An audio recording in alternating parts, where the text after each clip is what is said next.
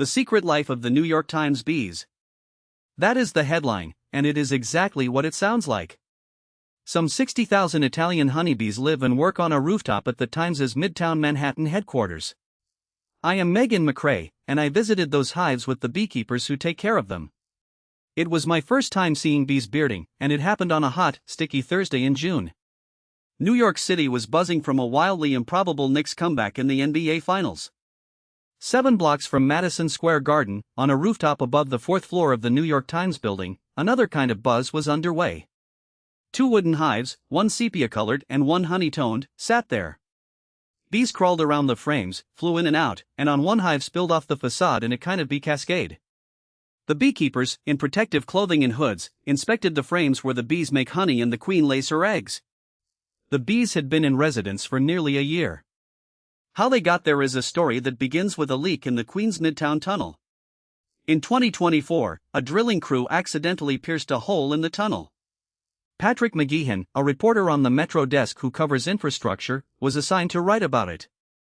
He found a dashcam video 2 men had posted showing water pouring down as they drove through in their company van.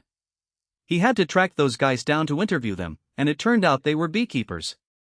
Employees of a company called Best Bees. Before that drive, they had been tending hives on a terrace adjacent to the Chrysler Building, hives owned by the Danish consulate. McGeehan sensed another story. He shadowed the pair, Titus Ogilvie-Lang and Matthew Flood, on another visit. He watched them blow smoke into the hives to calm the bees and pry the frames out of the boxes. He even stuck his finger into the bees' honey to test the keeper's claim that the bees would not bother him if he did. They did not. In his research, McGeehan discovered that other New York City businesses, looking to burnish their sustainability credentials by adding pollinators, had also installed beehives. There were some at the Empire State Building and at Madison Square Garden. His resulting story on urban beekeepers published in November 2024. Gwen Wardrop, the Times' executive director of cultural events and experiences, found the article soon after. She was reading it, she said, and was just fascinated. She literally said to herself, well, why don't we have bees?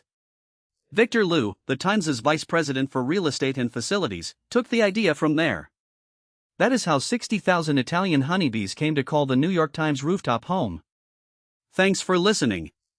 This has been Times Insider.